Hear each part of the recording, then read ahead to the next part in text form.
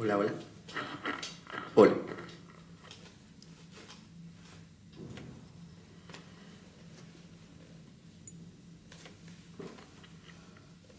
Hola. Hola, hola. Hola, hola, hola. Ahí estamos, ahora sí. Tal como lo cortés no quita lo valiente, así lo hilarante no quita lo profundo. Y dado que la vida es un juego, aquí comienza La Espada de Damocles, la ficción más real que puedas concebir. La Espada de Damocles es un programa que por mera falta de objetividad cree ser diferente. Personajes mitológicos salidos de los más profundos avernos, leyendas escabrosas y sin sentido, curiosidades inquietantes e inútiles, historias antiguas malversadas por nuestra incapacidad de entendimiento y cuentos carentes de profundo significado. También pretenderemos sin el menor éxito entender al ser humano en toda su dimensión. En suma, si quieres desperdiciar tu vida, aquí comienza La Espada de Damocles, la ficción más real que puedas concebir. La Espada de Damocles se emite todos los lunes de 11 a 13 horas desde el estudio de Radio Cuca 107.3 de la FM de Oviedo y también en algunos domingos alternos que van variando en algunos casos y para eso hay que informarse en las redes sociales buscando nuestro programa. Lo hacemos aquí desde la Biblioteca Pública de Oviedo en el Fontán y lo hacemos de 12 a 13 horas. Tiene entrada libre y gratuita donde podemos asistir a la grabación del programa como estamos haciendo ahora mismo. Puedes descargar nuestros programas grabados también a través de nuestra web www.espadaweb.blogspot.com, medio larga la dirección. Puedes también comunicarte a través de Twitter, @PabloJVeloso. Puedes enviarnos un correo con comentarios, con opiniones, con pedidos, info@espadaweb@gmail.com. También tienes nuestro grupo de Facebook, La Espada de Damocles, y puedes compartir este programa si te gusta en las redes sociales, con tus contactos, con tus amigos y también puedes con toda libertad subirlo a tus canales, sea de YouTube o de lo que tú quieras, de manera que dé vueltas ahí por el mundo. Pero sobre todo, sabes que no te lo puedes perder. Bueno, estamos hoy aquí en la biblioteca en un día muy, muy especial debido a que hay sol en Asturias.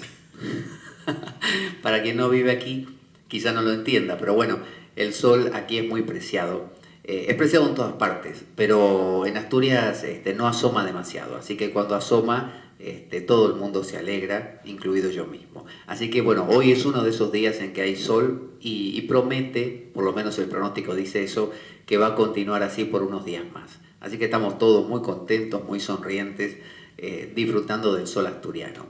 Y bueno, como no podía ser de otra manera, el sol, una cultura que adoró mucho al sol, es la cultura egipcia. Una cultura muy antigua y quizá muy subestimada, porque cuando pensamos en los egipcios pensamos en las pirámides que estudiamos en el colegio, que son de distintos tamaños, que corresponden a distintos faraones.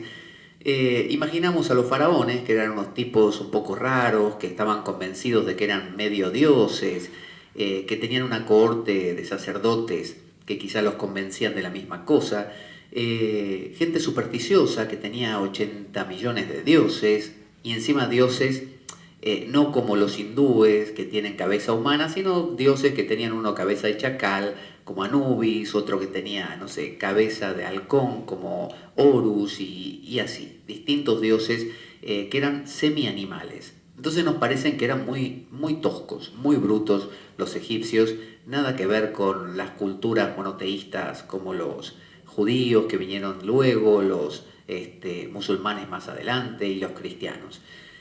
Sin embargo, quizás con lo que veamos hoy, descubramos que los egipcios tenían un lado, un costado mucho más profundo de lo que nos llevó a nosotros. Yo propongo como un ejercicio intelectual y práctico para darnos cuenta de lo que quiero decir. Imaginemos que toda nuestra cultura desaparece, como le pasó a los egipcios. Desaparece y viene otra. Y desde que desaparecemos hasta que la otra se pone a pensar en nosotros, transcurren, digamos, no sé, 5.000 años, o 3.000 o 2.000. Y cuando miran hacia atrás y miran nuestra cultura, y piensan en cómo vivíamos, qué religión teníamos, empiezan a ver que creíamos de repente en un Dios que creó el mundo en cierta cantidad de días, en profetas que eran a veces como Jonás tragado por un gran pez, ven también Sodoma y Gomorra destruida por cosas del cielo que venían. Luego también en los evangelios que encuentran descubren que hay un apocalipsis con 4 jinetes, y luego que hay, no sé, un dragón que persigue a una mujer y la mujer que se esconde y que da a luz un niño porque está embarazada, y un Jesús que viene de los cielos a juzgar a vivos y a muertos, y los muertos que se levantan de las tumbas. Entonces yo pregunto, ¿es tan diferente a la visión egipcia la que actualmente cultivamos? ¿No será que nos parece normal la nuestra porque nos hemos acostumbrado a esto? Quizá la religión egipcia tiene toda esta profundidad, la misma que puede tener la nuestra o nuestra visión actual, solo que nos hemos quedado con vestigios. Y esos vestigios son normalmente los más superficiales. Si uno se queda con cuál es la religión actual del mundo occidental, bueno, si hace un recuento, y sobre todo desde el futuro, va a ser un recuento de lo que la gran masa de gente practica. La misa, la comunión, la confesión de los pecados y cosas por el estilo. Pero se va a perder aquella parte mística representada por algunos seres especiales, como un San Juan de la Cruz, aquí en el cristianismo. Se los va a perder simplemente porque no es lo más frecuente. Y todo arqueólogo y antropólogo se basa en estadísticas, o sea, mira la gran mayoría de presencia de cierta cosa y saca una conclusión. Pero bueno, las cosas que son las menos pasan desapercibidas. Así que nos vamos a meter a conocer el libro no tibetano de los muertos, sino egipcio de los muertos, que en ambos casos hay que aclarar es un error. No se llama ninguno de los dos libro tibetano de los muertos ni libro egipcio de los muertos. Lo que sucede es que usted sabe que el Imperio Británico estuvo en todas partes, y quizá todavía lo está, y con sus colonias, y bueno, en este caso, en el caso de Egipto, también estaba presente Francia, y entre los dos fueron como consiguiendo todas estas piezas arqueológicas y dándoles también, otorgándoles un sentido al traducirlas, y las tradujeron lo mejor que pudieron. Ya hemos hablado que el Tao Te Ching chino ha sido traducido, por ejemplo, bueno, ¿cómo se llaman estos sacerdotes que viajan como evangelistas, misioneros en China? Y estos misioneros le pusieron el nombre a la palabra Tao que más se les parecía que se acercaba, y era la palabra Dios. Y sin embargo, Tao es muy ajeno a la palabra Dios, no envuelve ese sentido emocional, devocional, ese sentido de fe. Entonces aquí pasa lo mismo, el libro egipcio de los muertos no se llama el libro egipcio de los muertos, sino que se llama el libro para despertar a la luz o para llegar a la luz del día y cosas por el estilo. Nada que ver con el libro egipcio de los muertos. Pero se dice que los saqueadores de tumbas, egipcios mismos, ya de la época musulmana obviamente, cuando encontraban estas cosas, las encontraban en una tumba y decían, bueno, este es un libro para los muertos, para los difuntos, porque está en una tumba. ¿Para qué otra cosa va a ser? Si se lo pusieron al lado del muerto. Entonces dice así: los antiguos egipcios creían en la existencia de un complejo y complicado más allá. Pensemos que los egipcios duraron mucho tiempo con sus dinastías, tuvieron todo el tiempo del mundo para pensar y repensar las cosas, y no era como nosotros que tenemos la Trinidad, que es Dios Padre, Hijo y Espíritu Santo, y se acabó, son 3. No, ellos ese 3 lo multiplicaban por el número que usted quiera. Y tenían dioses para todos, para todo. De hecho, los mismos jeroglíficos, no es como nuestro alfabeto que con unas cuantas letras ya podemos escribir cualquier cosa. Los egipcios dedicaban toda una vida porque tenían miles de jeroglíficos que representaban las diferentes cosas. Entonces creían en un complejo y complicado más allá llamado Duat. Si usted quiere hilar más fino, Amenti también, o Neyer Yertet. Disculpe mi pronunciación egipcia, pero no la he practicado últimamente. Era tal su obsesión por ese otro mundo que estaban más preocupados por su futura existencia después de la muerte que por su vida terrenal. De ahí la importancia que le daban a los rituales de embalsamamiento y entierro, ya que morir antes de haber llevado a cabo los preparativos para el otro mundo, podría hacer peligrar la posibilidad de alcanzar la inmortalidad en el paraíso. Es decir, los egipcios creían en un paraíso. Muchos dicen que ese paraíso de los egipcios, que le llamaban como el lugar de los juncos, que era básicamente una réplica del Egipto que ellos conocían, solo que, como todos los paraísos, era más fértil, más soleado, más agradable, por ejemplo, la cebada, en lugar de crecer como les crecía a ellos, les crecía muchísimo más y más fácilmente. Entonces, los paraísos de todas las religiones son lo que toda persona sueña que ocurra. Vieron que los musulmanes, por ejemplo, tienen un paraíso donde hay agua, mucha agua, porque sus zonas suelen ser áridas.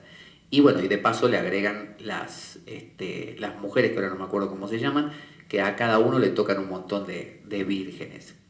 Ante lo cual se quejan muchas mujeres de que no suele ser al revés. Y los cristianos, bueno, tienen un cielo donde todo es tranquilo, donde todos están contentos, que están alabando a Dios continuamente, es decir, donde todo está bien, en contraste con un mundo donde todo es un lío y está patas arriba. Y ellos consideraban que era importante, los egipcios, una preparación. Y este libro de los muertos es como una suerte de manual o libro para llegar a la luz del día. Un manual. Los tibetanos hicieron lo mismo. La Biblia es una suerte de manual, un manual preparatorio. El Corán, el Bhagavad Gita, cualquier religión tiene su manual. Si uno se compra un electrodoméstico y no tiene un manual, le cuesta bastante más y puede que hasta se le rompa por no saber tratarlo, por no saber usarlo. Entonces, contar con un manual es muy valioso.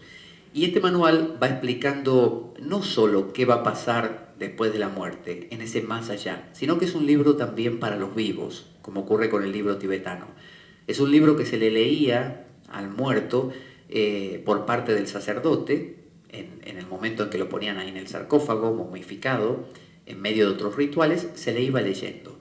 Lo mismo hacen los tibetanos. Durante 49 días los tibetanos están, el lama, a los pies del muerto, le está leyendo el bardo todol, que significa justamente liberación a través de la audición en el bardo, no libro tibetano de los muertos. Y de esa manera lo ayuda a transitar. Pero siempre que uno habla de algo, se escucha. Entonces ese escucharse es parte de la función del libro de los muertos egipcio o tibetano. Es decir, cuando el sacerdote lo habla, no solo lo habla para ese muerto, sino para toda la familia que está ahí y para él mismo. Es un recordar. Si uno no recuerda las cosas, las olvida. Si uno no recuerda que uno cumple años, uno se olvida que va transcurriendo el tiempo. Si uno no se hace un festejo de cumpleaños, si uno no celebra un aniversario de casamiento, de lo que sea, uno se olvida con el tiempo de que uno está casado, ¿no? Entonces uno necesita ese recordatorio. Dice, con el transcurso del tiempo la mitología egipcia se fue modificando, generando diferentes versiones. Ustedes saben que los egipcios pasaron por muchas facetas, inclusive por una muy destacada que es la monoteísta del faraón, creo que era Akenatón. Pero en resumen, cuando la persona moría, el dios del ultramundo, Anubis, que es ese que tiene cabeza de chacal, y tenía cabeza de chacal porque los chacales, como pasaba en la India, en los campos de cremación, los compañeros de Kali, de la diosa Kali, son los chacales. Son perros que viven de la carroña y por eso están en los cementerios. Y se ve que aquí en las zonas de enterramiento egipcias, aunque estuvieran momificados algunos, no sé, a los perros algo olerían ahí y les gustaría. Entonces Anubis guiaba al fallecido en su viaje al más allá. El espíritu del difunto, debía deambular en un mundo complejo y peligroso, plagado de lugares enigmáticos y sorteando seres malignos. Vamos a hacer aquí una especie de bifurcación. Por un lado, vamos a entender el libro de los muertos como eso, como una guía post-mortem. Pero al mismo tiempo, vamos a entenderla como una guía en vida. Es decir, todos nosotros, en distintos momentos de nuestra vida, nos encontramos con fantasmas, monstruos, espectros, demonios, que son nuestros propios demonios, ¿no? Entonces, este libro es una ayuda, como el libro tibetano de los muertos también lo es, para cómo enfrentarse con nuestros propios demonios, que son los demonios del miedo, los demonios de la ira, del odio, de la depresión, los demonios de la preocupación, como usted quiera llamarlo. El fallecido requería atravesar una serie de puertas, cavernas y montañas vigiladas por criaturas sobrenaturales y aterradoras, que son aspectos también de nuestra personalidad. Estas criaturas podían ser pacificadas con la recitación de sortilegios adecuados incluidos en el libro de los muertos.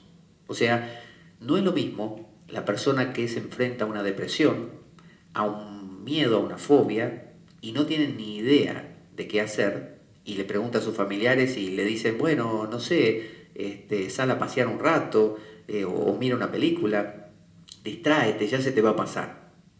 A que venga una persona y diga, no, mira, lo que tú tienes probablemente se enmarca dentro de lo que se llama depresión. Y bueno, los síntomas suelen ser esos, que te da ganas de quedarte en casa, que nada te interesa, nada te importa. Pero bueno, la manera que tienes tú de lidiar con esto es, por ejemplo, generar algún interés en algo que te vaya sacando de esa apatía, por ejemplo. Entonces, ya hay un manual, ya hay una explicación. La persona entonces ya no está desvalida. Ahora sabe que puede seguir una secuencia de posibles acciones para solucionar ese problema. Eso es el libro de los muertos. Y no es solo para después de morirse, no es solo para después de la muerte física, es para ahora. Entonces, hay un montón de conjuros. ¿Qué es un conjuro? Por ejemplo, si yo tengo miedo a algo, ¿no? Y tengo terror a las arañas, porque una vez, no sé qué, de pequeño me pasó algo con las arañas. Es un miedo infantil, no tiene fundamento, porque como adulto yo veo la araña, me aparto y ya está. Sin embargo, me da terror, ¿no? Como a otro le da terror, hay gente que tiene fobia a los botones, no tolera ver un botón de una camisa, se pone nervioso, aunque nos parezca rarísimo. Entonces es irracional. ¿Cómo se conjura, cómo se cura algo irracional con otra cosa irracional? Un conjuro es algo que dice, a partir de este momento no tendré más miedo a esto, punto. Como lo hago dentro de un marco ritual, invocando a cierta deidad, que es un arquetipo protector normalmente, bueno, conjuro ese miedo y desaparece. Entonces lo que estamos diciendo es que el transitante va a estar recorriendo, que somos nosotros, nuestra vida diaria, enfrentándonos a distintos demonios y teniendo las herramientas para conjurar a cada uno. Basándonos en que, los egipcios se basaban en que si sabes el nombre de aquel que te va a causar un daño, lo puedes controlar. Entonces, de la misma manera, si yo siento ahora una angustia muy grande, ¿no? Y se me cierra el pecho, pero no sé qué nombre tiene eso, no sé qué es. Yo pregunto, ¿qué me pasa? ¿Qué me pasa? Y nadie me sabe decir, entonces eso se me va de las manos, es algo que me puede. Pero el día que yo digo, alguien me dice, no, no, no, eso es angustia, eso se llama bla, bla, bla, y se trata así. Desde ese momento yo catalogo eso y lo puedo tener como en la palma de la mano. Entonces, tenían que pasar por muchas pruebas antes de llegar hasta el dios Osiris, que es el dios de la resurrección, que tiene rostro verde, para ser juzgado por sus actos durante su vida y saber si merecía o no la eternidad. Si uno pasa bien todas estas pruebas, bueno, alcanza una vida eterna en ese lugar de los juncos, o había otras opciones como convertirse casi en Osiris, ser como una especie de parte de Osiris, o también algunos preferían ir en la barca de Ra, ¿no? El dios del sol. Ustedes saben que el sol se mueve porque hay una barca que lo va llevando, ¿no? Todos los días, desde el este al oeste. No sé si pensaban que era una cuestión astronómica, en realidad es una barca. Entonces, algunos eligen ir en la barca de Ra, que espero que no fueran muchos, porque si no la barca ya se quedaría pequeña. Era el acontecimiento más importante para el difunto, el momento del encuentro con Osiris. Pero bueno, había que llegar hasta ahí, ¿eh? Ahí primero debía jurar que no había cometido ningún pecado de una lista de 42, mediante la recitación de un texto conocido como la confesión negativa. Antes de llegar a Osiris, el tipo tenía que ir a 42 puertas, tenía que tocar, buenas, y se encontraba con un guardián, al cual tenía que conjurar, porque ese guardián normalmente le impedía el paso, lo asustaba y se lo quería comer, lo quería matar. Entonces él tenía que conjurarlo, entrar, encontrarse con el guardián y decirle específicamente a ese guardián qué era lo que no había cometido. Entonces, vamos a ver que tienen un parecido con los 10 mandamientos. Yo les voy a nombrar algunos para que vean cómo se parecen. Tengan en cuenta todo este asunto de Moisés en Egipto, pueblo judío en Egipto, luego Moisés que fue al desierto, Moisés que recibió las tablas de la ley con esa revelación divina, que dicen que la primera vez que bajó trajo una revelación profundísima, que dicen los judíos que era la Kabbalah, y que vio que estaban adorando al famoso becerro, entonces rompió las tablas, volvió a subir, las volvió a esculpir, volvió a bajar y dio una versión reducida. Dijo, si ustedes son unos cuadrados, aquí tienen, solo 10. Que en realidad tampoco son 10, son un montón que los judíos tienen, pero los cristianos lo han reducido a básicamente 10. Entonces, por ejemplo, se encuentra en una de las puertas con el espíritu de Heliópolis, ¿no? Que era una ciudad. Salve el de los largas zancadas, que vienes de Yunu, Heliópolis, y no estoy haciendo Isfet, el mal. El tipo le declaraba, yo no estoy haciendo el mal, no practico el mal. Si el otro lo convencía eso, vale, lo dejaba pasar. Y entraba en la segunda puerta.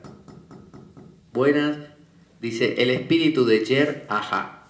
Y dice, salve el abarcado por la llama, que vienes de Yer Ajá. Yo no robo. Literalmente dice, no hay robo en mí. Y así va con otro. A Tot le dice, salve divina nariz, que vienes de Num, Hermópolis. Yo no albergo enemigos. A Amit le dice, salve devorador de sombras, que vienes de Cuernet. Yo no asesino hombres. Al guardián del necrófago le dice, de la necrópolis, perdón, le dice, salve el de rostro terrible, que sales de Rosetó, Sacara. Yo no desobedezco requisitos.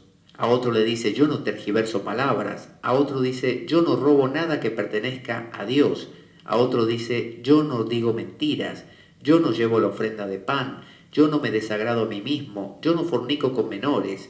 Yo no he sido corrupto. Yo no devoro mi corazón. Yo no me daño a mí mismo con mentiras.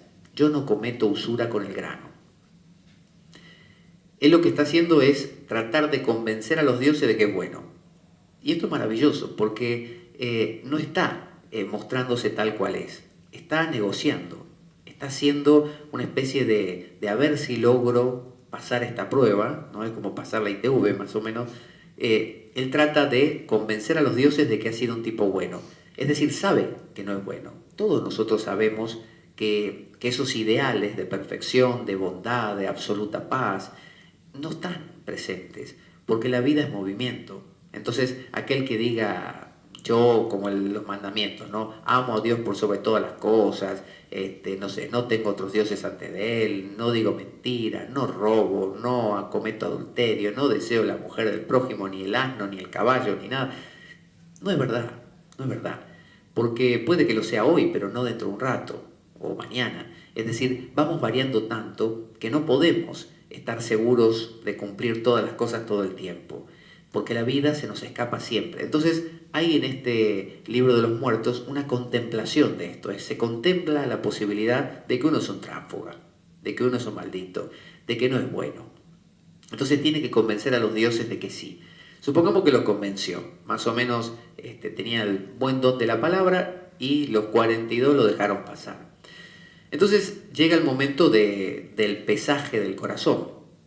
Y aquí es donde aparece, entrar en una sala donde está Don Anubis, con cabeza de chacal, Osiris presidiendo todo el asunto, la diosa Maat, ¿no? Con doble A, Maat, que tiene una pluma de avestruz, símbolo de la verdad, y bueno, entonces Anubis va a poner el corazón de nosotros, digamos, de un lado de la balanza, y Maat la pluma de avestruz del otro lado. Y Osiris preside y nosotros estamos ahí a ver qué nos toca. Entonces, ¿qué sucede? Si la balanza, nuestro corazón se vuelve muy pesado y la pluma de avestruz se levanta, o lo contrario, el corazón es demasiado liviano y la pluma de avestruz desciende, viene un monstruo que está formado por 3 partes, 3 animales terroríficos de esa zona de Egipto, que son el hipopótamo, que es un animal muy violento cuando quiere, y terrible con sus dentadas, aunque tiene creo que 2 dientes nada más, pero esos dientes, 2 arriba y 2 abajo. Bueno, la parte trasera es de hipopótamo, la parte media es de león y la parte frontal es de cocodrilo. O sea, algo que uno nunca quiere encontrarse. Y bueno, viene este monstruo que se llama algo así como Amis o una cosa así, y se lo come al tipo. Y cuando se lo come, muere por siempre. Es decir, desaparece. Es una persona que nunca más va a volver a existir. No es un infierno donde lo torturan. A veces sí hay unas depende el juicio, unas torturas muy parecidas al infierno cristiano, donde hay así cacerolas o, como se dice, marmitas llenas de aceite hirviendo y a la gente se la hierve ahí adentro un rato. Y otras torturas parecidas, pero en general, si era grave la cosa, directamente lo comían. Entonces, eso era lo que más temía el egipcio, desaparecer. Dice Gurdjieff, decía, este sabio ruso, o este maestro ruso, o armenio en realidad que era, decía que uno vive sin alma hasta que la forja. Si uno se pasa la vida sin generar un alma, y alma significa ánima, y ánima significa ánimo, tener pasión, tener energía, tener algo. Si uno es simplemente como esta canción de Pink Floyd, ¿no? Otro ladrillo en la pared, ¿no? Que en el video de esa canción van las personas, los niños caminando como muñecos y se caen en una cinta de producción de una empresa, de una fábrica. O sea, si uno es solo una máquina, está muerto, no tiene alma. El alma se forja. A eso le llamaban los egipcios el Ka, ¿no? La energía de la personalidad del individuo. Entonces, el dios de la sabiduría, Tot, que tiene cabeza de ibis, actúa como escriba. Él es el que apunta todo, anotando los resultados, que es el que posteriormente se convierte en Hermes de los griegos, ¿no? Por eso toda la sabiduría esta egipcia, cuando es retomada por los griegos, se llama sabiduría hermética. Y hermética quiere decir que mitológicamente Tot era el que la creó, o el que la trajo al mundo y creó todos los misterios egipcios. Entre esos misterios estaban los misterios de Isis, que eran, acuérdense que Isis es la que estaba casada con Osiris, y que a Osiris se lo mató Set, y que después Horus, el hijo de Set y de Osiris y de Isis, fue el que vengó peleando contra Set y perdió el famoso ojo y todo ese asunto. Pero Isis era tan poderosa que hasta en algún momento llegó a engañar a Ra, al dios del sol, para que le dijera su nombre. Porque los egipcios pensaban que todos nosotros tenemos nombres, yo me puedo llamar Pablo, pero hay un nombre secreto. Entonces a cada persona le ponían 2 o 3 nombres que inclusive ellos lo podían cambiar durante la vida. Entonces, así como si yo, no sé, engordo me van a decir gordo, y si yo adelgazo me van a decir flaco, probablemente, de la misma manera, o si, no sé, me dejo el cabello largo o corto o varío alguna cosa, me van a cambiar el moto, ¿no? El epíteto que me digan. Bueno, de la misma manera los egipcios podían cambiar su nombre, pero había un nombre secreto. Y ese nombre secreto era tan íntimo, que era el que tenían que usar en el momento de morir, que el que lo sabía nos podía controlar. Entonces Isis, ya lo hemos contado en otro programa, logró controlar así a Ra y le extrajo los grandes misterios. Entonces los egipcios, que seguían la corriente de los misterios de Isis, lograban aprender cosas que Isis había aprendido de Ra, o sea, misterios muy profundos. Isis siempre se mostraba con su niño, con Horus, en su regazo. Y es exactamente la imagen que tomaron los cristianos con la Virgen María con el niño. Es la réplica, es lo mismo. Uno ve las imágenes de Isis con el niño y es exactamente igual a la Virgen con el niño. Teniendo en cuenta que el pueblo judío heredó mucho de los egipcios, que en la época de Pablo de Tarso y todo eso, todo estaba helenizado, y bueno, la helenización había abarcado a Egipto también, porque se acuerdan que la dinastía tolemaica, ¿no? que fueron los herederos de Alejandro Magno, reinó hasta que vino el Imperio Romano, con estos Marco Antonio y Julio César y Cleopatra, que Cleopatra no era egipcia, Cleopatra era tolemaica, era de la dinastía tolemaica, era griega, de sangre griega, aunque su familia seguramente por muchos decenios estuvo en Egipto. Entonces, por eso digo que al romanizarse todo el mundo y heredar lo helenizado, lo heleno, bueno, todos estos misterios entraron también en el cristianismo. Entonces, puede pasar esto cuando uno le pesa en el corazón. Si es favorable, el fallecido podía ir a vivir eternamente en el Aaru, el paraíso de la mitología egipcia. Ese es el mejor de los casos. Plan B. Si era negativa, le devoraba la feroz bestia Amit, una criatura que dijimos con cabeza de cocodrilo, cuerpo de león y piernas de hipopótamo. Esto se denominaba la segunda muerte y era lo que más temían los egipcios porque implicaba la completa aniquilación. Dejaban de existir para siempre. ¿Qué hacían los egipcios muchas veces para que el corazón no les diera un disgusto, como se dice? En vida cogían un escarabajo, que el escarabajo era un símbolo también de Ra, porque era el escarabajo que le llaman estercolero, que es un escarabajo que, digamos que camina hacia atrás y va empujando una bola de estiércol que desprende del estiércol de un animal, ahí pone sus huevos y la arrastra, la sube, la baja, la lleva por todas partes. Y en un momento la deja y de ahí salen las larvas que después se convierten en escarabajo y salen volando de la bolita de estiércol. Entonces a los egipcios les parecía esto muy llamativo y por eso consideraron que el escarabajo era súper sagrado, un símbolo maravilloso, porque del estiércol nace la vida. Y no solo la vida, una vida que se va volando, ¿no? como algo muy sutil de la porquería. En la alquimia se habla de que, dice, visita interior a terra rectificando invegnis occultum lapidem, visita el interior de la tierra, la porquería, las capas oscuras que aprisionan ahí al mercurio coagulado y martirizando a los metales de ahí dentro, y ese mercurio luchando poco a poco, va rompiendo esa cáscara y saliendo. O en términos cristianos, es el Cristo que resucita de entre los muertos. Entonces, ¿qué más que una bola de estiércol para representar esto? Entonces les parecía que el escarabajo era súper sagrado. Entonces, ¿qué hacían? Lo ponían haciéndolo en algún material especial, así en piedras preciosas y otras cosas, y le ponían los jeroglíficos de la parte del libro egipcio de los muertos que decían cosas así: que mi corazón no me traicione, que mi corazón no diga cosas en contra de mí, o sea, que no me eche tierra encima. Y se lo ponían al muerto arriba del pecho, acá, en el sitio del corazón. Entonces sustituía el corazón. Entonces el transitante, cuando llegaba ante Anubis, no le daba su corazón verdadero, le daba el escarabajo.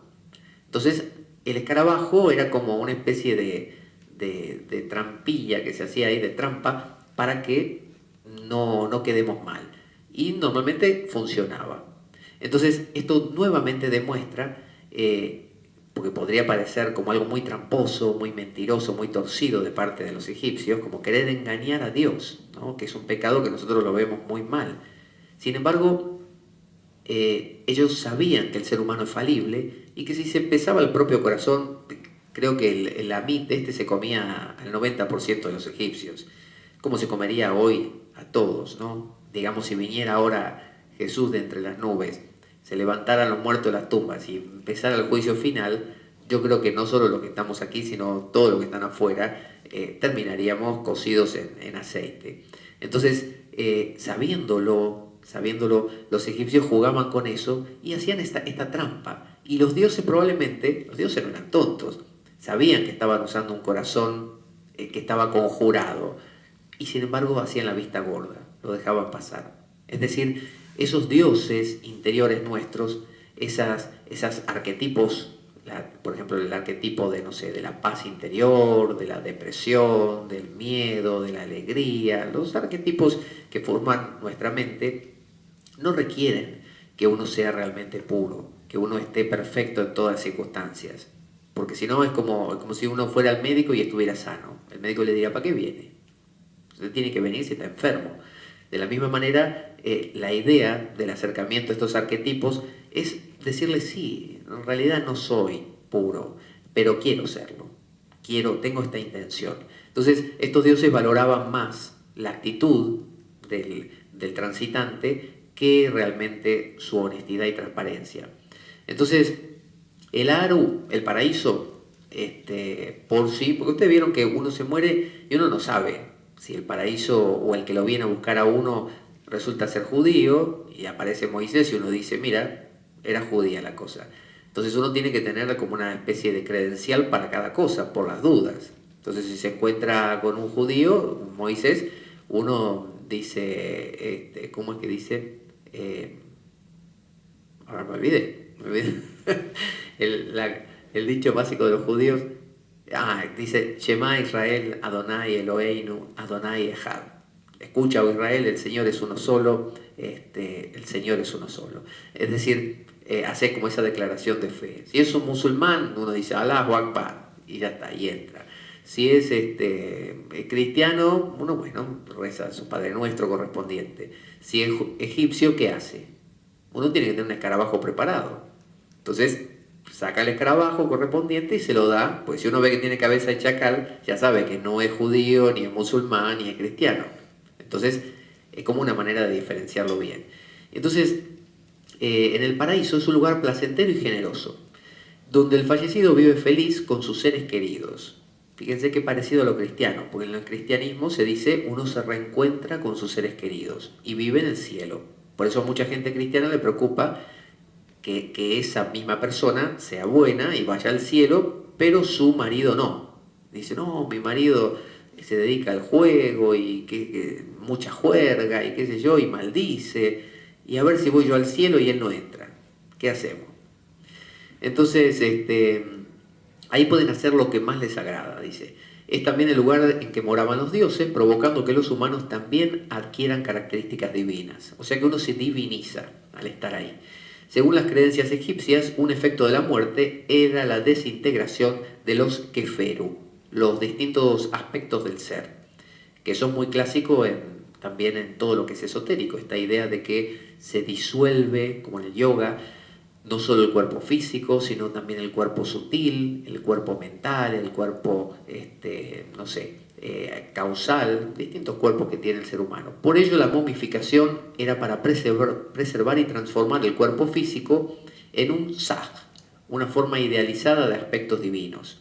Así, si pasaban el juicio de Osiris, entonces su Ba, su fuerza anímica, podía ir a encontrarse con su Ka, su fuerza vital, que permanecía en la momia para conformar el Aj o Ash, que era su principio espiritual inmortal con el que podrían vivir eternamente en el Aaru. Vamos a decirlo otra vez. Si uno pasa al juicio de Osiris, entonces su Ba, que sería el equivalente nuestro al alma, ¿no? Al alma espiritual, podía ir a encontrarse con su Ka. El Ka era la fuerza vital. Por ejemplo, si yo ahora mismo quedo en un estado de catalepsia, quedo en un estado de, cuadriplegia, quedo así y mi mente también, ¿no? O estoy en coma, ¿no? Mi cuerpo sigue funcionando, o sea que tengo energía vital para las funciones más básicas, hay una energía que mantiene todo funcionando, pero no hay personalidad. Viene alguien y me dice, Pablo, y nada, no hay reacción. No hay ánima, no tengo pasión por nada, no hay identidad, no soy, porque todos nosotros, ¿qué somos? Somos un algo que busca una otra cosa. Si no está ese algo que busca una otra cosa, no hay alguien ahí. Hay solamente un estar, ¿no? Ese estar es K. El cuerpo en sí es una cosa diferente, que es como, ellos lo veían como el reservorio, como el contenedor, pero tiene un K. Ese K, para que se preserve, había que momificar el cuerpo, porque si ese es como si alguien que está en coma, uno dice, bueno, ya está, vamos a matarlo, ¿no? Eutanasia, porque no va a volver. Supongamos que esa alma quiere volver, porque muchos vuelven del coma, bueno, no encontraría dónde, no puede volver a surgir. Esa es la idea de esta visión mítica. Entonces, se mantenía momificado con su K respectivo. Ellos entendían, era como un estado de coma antiguo. Y mientras tanto, el Ba se va justamente y va al juicio de Osiris, los 42 primeros dioses, después el juicio de Osiris, y si todo va bien, vuelve a reencontrarse con su K, le dice, hola, ¿qué tal, K? Me fue muy bien, vamos ahora los dos, el K, el Ba, a entrar en el mundo de Osiris, porque necesita de eso, si no, no puede. Y conforman juntos el Aj, o Ash, no sé cómo se pronunciará. que era su principio espiritual inmortal con el que realmente podía vivir eternamente en el Aaru. Por eso me imagino que sería terrible que una momia fuera saqueada o destruida o robada, porque los familiares pensarían, este no va a poder regresar, no va a poder encontrar aquí esto y entrar en ese mundo. De la misma manera que muchos cristianos se preguntan qué pasa con las personas que mueren y quedan fragmentadas en partes, como en un estallido, o qué pasa cuando hay una incineración de la persona, ¿no? Que le queman el cuerpo, cómo va a resucitar, cómo se va a volver a armar todo eso. Bueno, pero bueno, lo explican algunos diciendo que Dios es todopoderoso y lo puede hacer igualmente. Entonces, dice, el libro de los muertos es el nombre moderno que se da al texto funerario, como dijimos al principio, que se ponía en el antiguo Egipto en las tumbas. Al principio se ponía solamente en las paredes de las pirámides o de las tumbas, de los lugares mortuorios, para que el muerto, digamos, usted vio cómo es, uno se muere y ¿qué hace? No tiene nada que hacer ahí adentro. Entonces, imagínese que usted se despierta dentro de ahí de la pirámide y bueno, empieza a leer las paredes, que hay un libro para entretenerse. Como no había televisión ni nada, el tipo recorría y leía todo el libro de los muertos y de paso se preparaba para lo que venía. Con el tiempo esto fue evolucionando y se empezó a escribir en los también sarcófagos, no solo en las paredes sino en los sarcófagos, que era más práctico porque el muerto no necesitaba levantarse ni caminar, lo leía directamente ahí, era como estar ahí tumbado y ir leyendo las paredes del sarcófago, el techo y cosas así. Y después, más adelante, evolucionó todavía más y se empezó a escribir en papiro. Que el papiro nos parece una cosa muy endeble, pero a ellos les duraba mucho porque el clima es muy seco. Entonces podía durarle 1000 años el papiro. Entonces le enrollaban el papiro y se lo ponían al lado del tipo, supongo aquí abajo del brazo para que nadie se lo saque. Y cuando llegaba el momento él podía leerlo, porque había una situación donde el sacerdote, en el momento en que cerraban el sarcófago y todo, le hacían lo que se llama la apertura de los ojos, y la apertura de la boca y la apertura de los oídos. O sea que antes de dejarlo al muerto ahí, le abrían los sentidos, porque si no, el tipo no iba a poder ni leer nada, ni defenderse, ni explicar, ni hacer todas estas declaraciones negativas, las 42. Necesitaba tener los sentidos abiertos. O sea que los egipcios pensaban que morir es un desaparecer, un deshacerse, un acabarse algo, necesita que a uno, para volver al nuevo ciclo, volver a abrir los ojos. Cuando uno a veces muere a una relación sentimental, muere a un trabajo, muere a algo, algo se acaba, uno a veces queda cerrado, con los ojos cerrados, no quiere ver más nada, no quiere oír más nada, no quiere hablar, no quiere integrarse. Entonces los egipcios, que eran muy sabios en esto, decían no, para que inicies un nuevo ciclo hay que abrirte los ojos, hay que abrirte la boca y los oídos y necesitas volver a expresarte.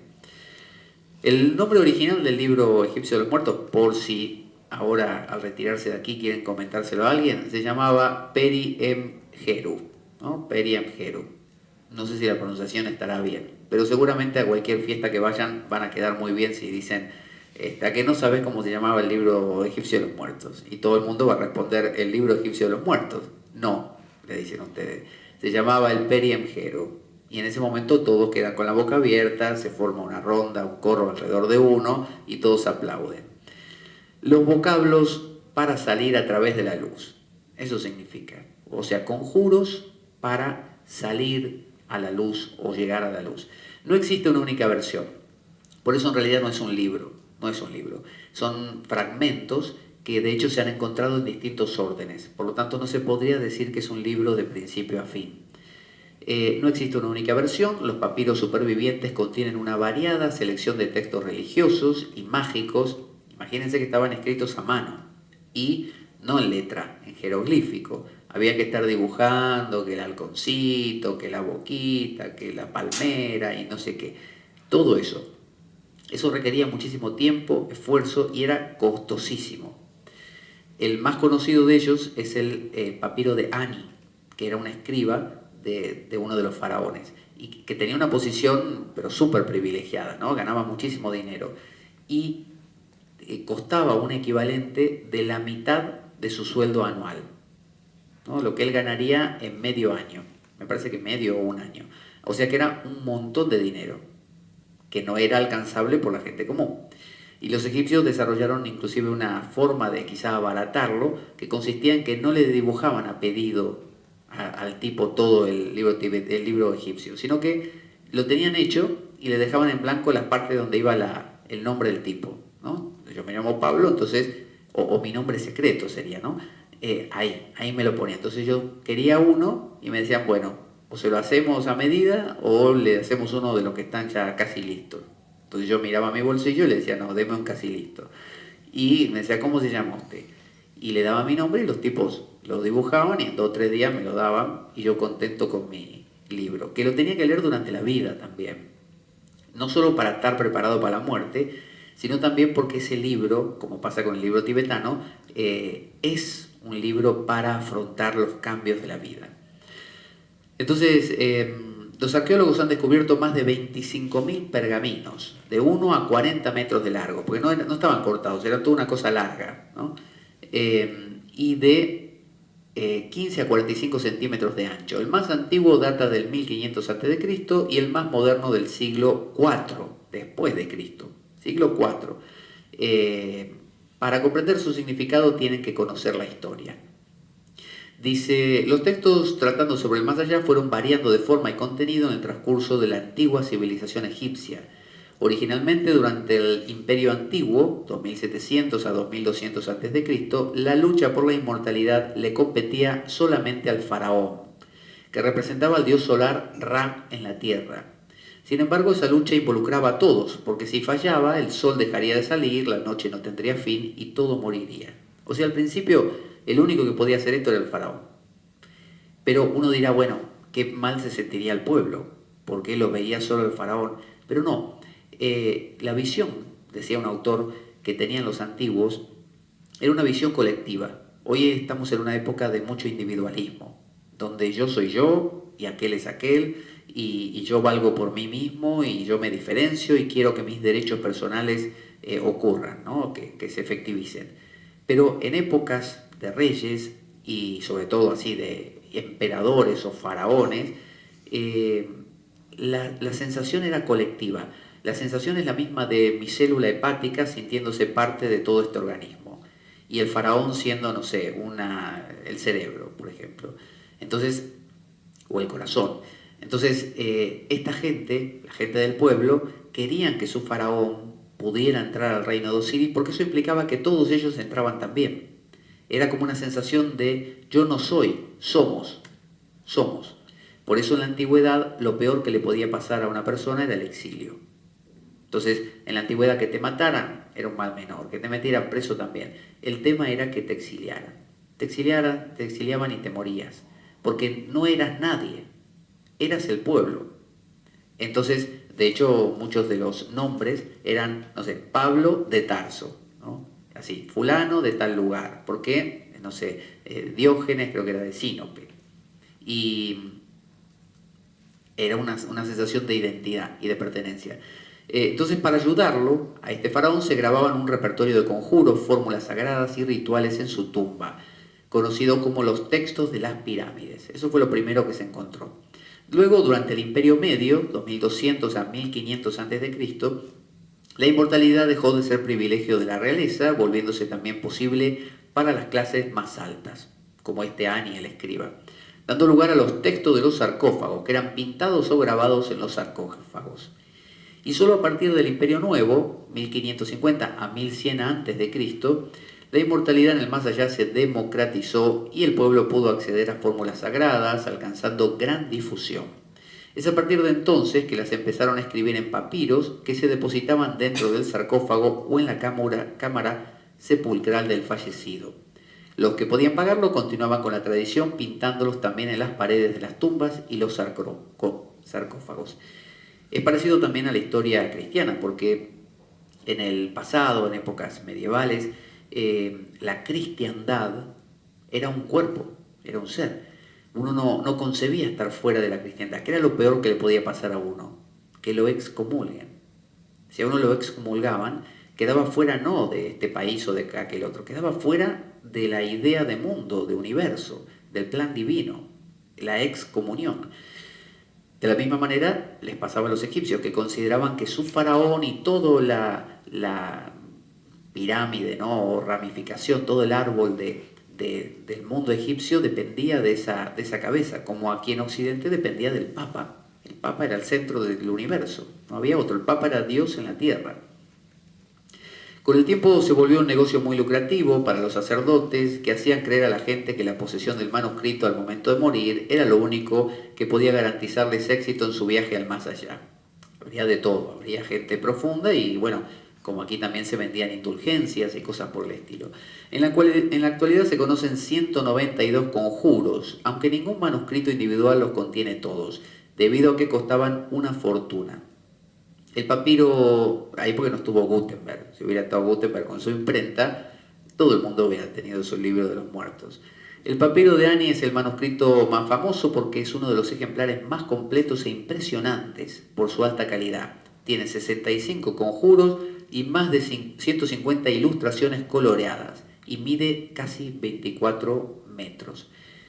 Tiene ilustraciones porque se consideraba que no solo los conjuros servían para conjurar, para evitar problemas con esos dioses, sino que los dibujos no solo eran un apoyo para entender los conjuros, sino que tenían vida en sí. Y los conjuros mismos tenían vida en sí. Eso es algo muy, muy extendido también en nuestro mundo, que fíjense que un niño, viene otro niño y le dice, tú eres un estúpido. Y dice, ¿a quién llamaste estúpido? ¿Qué me dijiste estúpido a mí? Estúpido me dijiste, ahora vas a ver. Todo por una palabra. Entonces, las palabras pesan. A uno lo catalogan de inútil, de problema, de tal cosa, y a uno puede ofuscarse y molestarse mucho, puede alegrarse si lo catalogan de maravilloso. Entonces, los nombres pesan, y los egipcios lo sabían. De ahí viene la idea del mantra hindú, el nombre, la palabra. La palabra arruina a una persona, la hunde o la puede elevar a los cielos también. Entonces uno puede convencerse a sí mismo, soy un inútil, me lo dice mi madre mientras me cría, me lo dice mi padre, me lo dicen mis hermanos, me lo dicen mis amigos, me lo dice el maestro en el colegio, entonces soy un inútil. Es una repetición de una frase que se va inculcando. ¿Cómo se conjura eso? Bueno, decía Ramakrishna, un sabio hindú, que una astilla saca la otra. Yo tengo una astilla clavada, vengo con otra, hago así, la quito y luego tiro las dos. Entonces, los conjuros son palabras que quitan otras palabras. Entonces yo voy al psicólogo y le digo, señor, yo me siento un inútil. Y él me pregunta, ¿por qué? Bueno, porque me lo han dicho desde que soy pequeño. Y entonces el psicólogo, mediante su terapia, me traduce eso en no sos un inútil, no eres un inútil, no tiene ninguna base lo que te están diciendo, te lo dijeron por tal y cual razón, por lo tanto, no eres un inútil en absoluto. Fíjate qué bueno que eres en esto, en esto, en esto y en aquello. ¿Qué hizo? Conjuró. Me cambió una idea que tenía por una idea nueva, mucho más sana en este caso, o más armoniosa. Entonces, esos son los conjuros del libro egipcio. Uno dice, ah, sí, pero aquí hay dioses con cabeza de animales. ¿Qué importa? ¿Qué importa? Si uno podría decir, al soñar, cuando uno sueña, tampoco sueña gente muy normal. Siempre sueña cosas, o a veces sí, otras veces más extravagantes. Y por eso van a dejar de ser profundos esos sueños o de transmitir ideas interesantes. No. Uno ve un cuadro y ¿qué tiene que ser? Todos los cuadros, naturalezas muertas y ¿cómo se dice? Irrealistas. Si pinta a alguien un vaso con agua, tiene que ser un vaso con agua y nada más. No vale Dalí. Y el surrealismo, por ejemplo. Bueno, toda esta manera de dioses con cabeza de y el otro que se come al otro, son maneras alegóricas. Y lo alegórico a veces llega más profundo. Fíjense que la parábola que usaba Jesús, ¿qué es una parábola? En lugar de llegar en línea recta a un lugar, hace una parábola, describe una parábola, ¿no? Como, no sé, una bola de cañón que va volando por el cielo y después cae.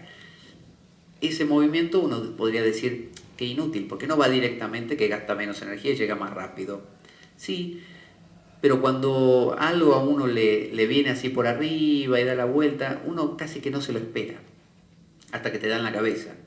Entonces, de la misma manera, un cuento, una parábola, un conjuro lleno de dioses y de colores y de Krishnas y de no sé cuánto, y del el Apocalipsis de San Juan con todos sus monstruos y sus dioses y que la tierra, la luna se convierte en sangre y que el mar es no sé qué, eso tiene más, llega más profundo que los 10 mandamientos, que dicen no hagas esto, no hagas lo otro, no hagas lo otro, y uno dice, pum, lo corto de cuajo, no me interesa.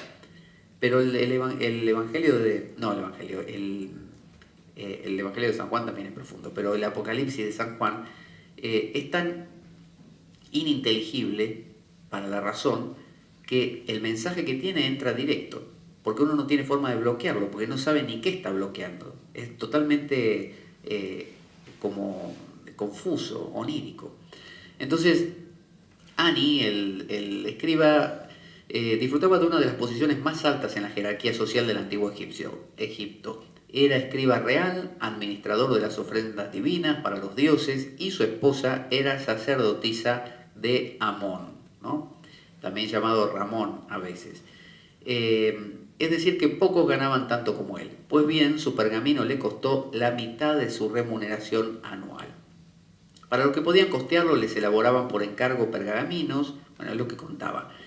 Ya se imaginarán que la mayoría de las personas solo podían pagar y ser enterrados con un capítulo, y a veces sin decorar. La gente más pobre elegía. Decía, bueno, yo me elijo, no sé, el juicio de Osiris, y espero a ver si puedo lograr pasar los 42 primeros, sin tener ese capítulo. O no sé, o comprarían, vos compraste el 3, yo me compro el 5, y después nos juntamos todo y nos contamos para hacer entre todo el libro. Como fotocopia no había, dice, se pensaba que los hechizos y las figuras se volverían reales en el más allá. Es decir, este libro era un libro que no era para leerlo y nada más. El libro estaba vivo, era como si uno tuviera un tablet y lo que viera ahí cobrara movimiento. Esos dioses que estaban dibujados ahí con sus conjuros estaban vivos y defendían o atacaban.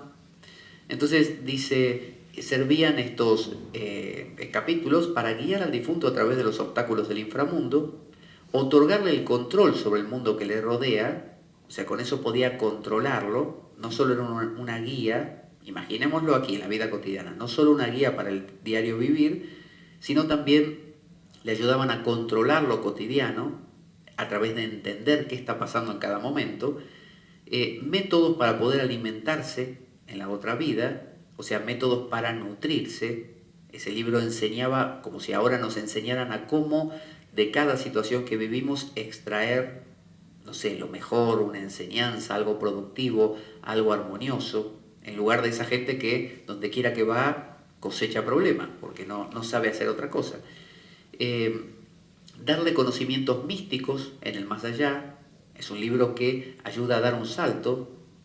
Es como si en la vida cotidiana nos dijeran, no solo es trabaja y gana dinero, sino que hay algo más, hay un pensar acerca de los porqués, de los cómo, de los hacia dónde. Protegerlo de fuerzas hostiles.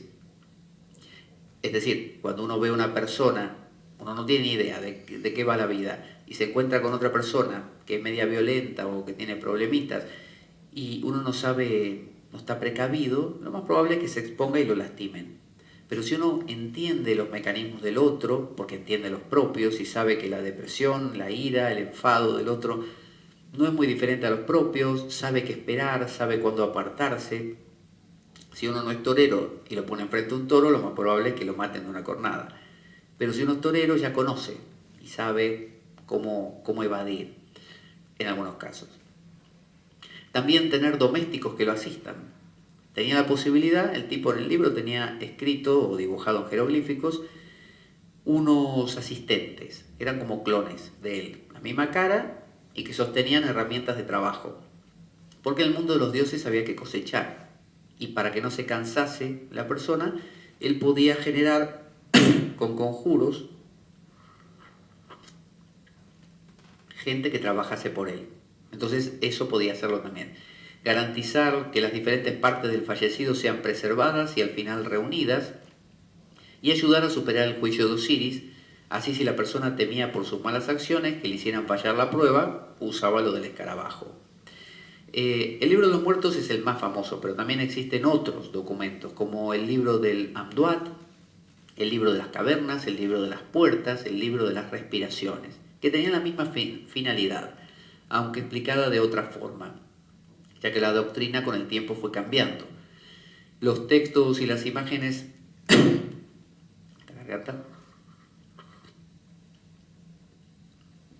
de estos libros eran tanto mágicos como religiosos.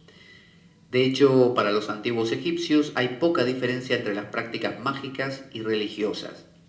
Es decir, para ellos no solo se trataba de estudiar lo religioso, como si uno estudiara, bueno, Dios Padre engendró al Hijo y el Espíritu Santo viene a, no sé, a impregnar a todo el mundo, como el Paráclito, que Jesús dijo que él debía irse para que llegara, sino que además hay prácticas, prácticas teúrgicas, prácticas cotidianas, como sería aquí la misa, donde se hace la transustanciación, donde cambia el vino en sangre y la hostia, el pan en cuerpo de Cristo. Es decir, hay de parte de los egipcios lo que en la India les llamarían el tantra, es decir, la ciencia del mantra, la ciencia de la respiración, la ciencia de los chakras, que esto sería para los hindúes. Los egipcios tenían lo suyo propio, pero a su modo, que como digo, mucho de eso sobrevivió como la filosofía hermética o el hermetismo. Algunos le llaman también el esoterismo, que en algunas logias masónicas se siguieron practicando.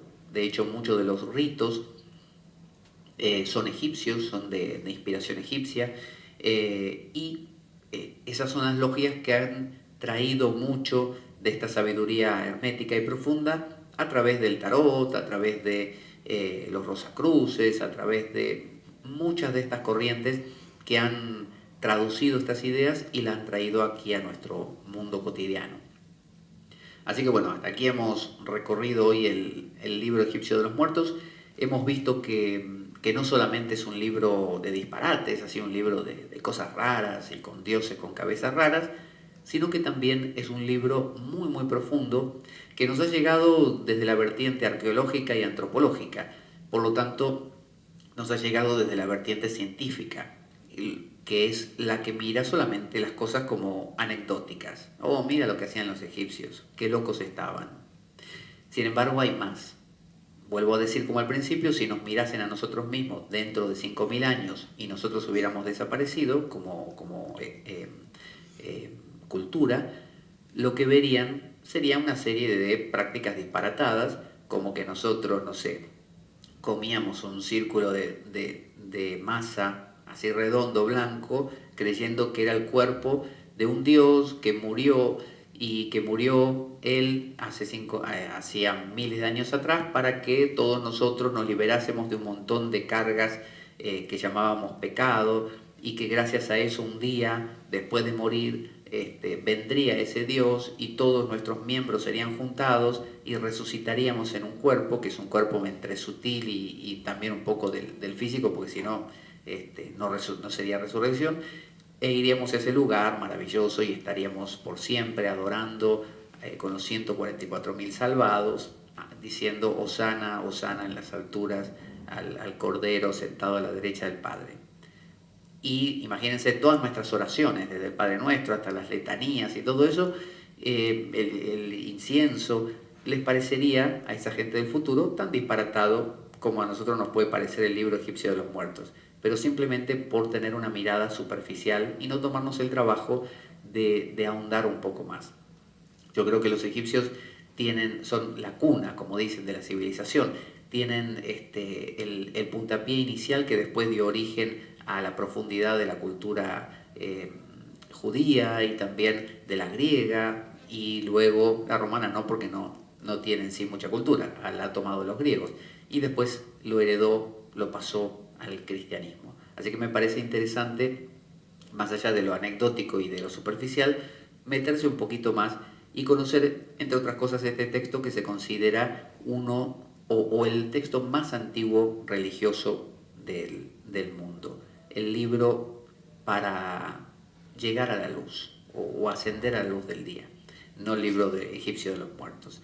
Así que bueno, espero que cada uno luego de esta, ya sea que lo oigan por un podcast o de esta presencia en el programa de hoy, vayan a adquirir rápidamente su escarabajo, Jeffrey, para precaverse de cualquier problema. De paso, uno se evita que su corazón lo traicione enamorándose fútilmente de alguien que no corresponde o que no lo va a corresponder o cosas por el estilo.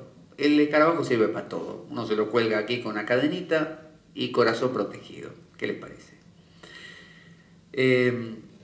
Y dado que la vida es un macabro juego concebido por una mente perversa, únete a nosotros el próximo domingo, o el domingo alterno que corresponda aquí en la biblioteca, o también los lunes de 11 a 13 horas por Radio Cuca, cuando escuches las siguientes palabras: la espada de Damocles, la ficción más real que puedas concebir. Buena semana para todos y avanti damocleanos. Muchas gracias.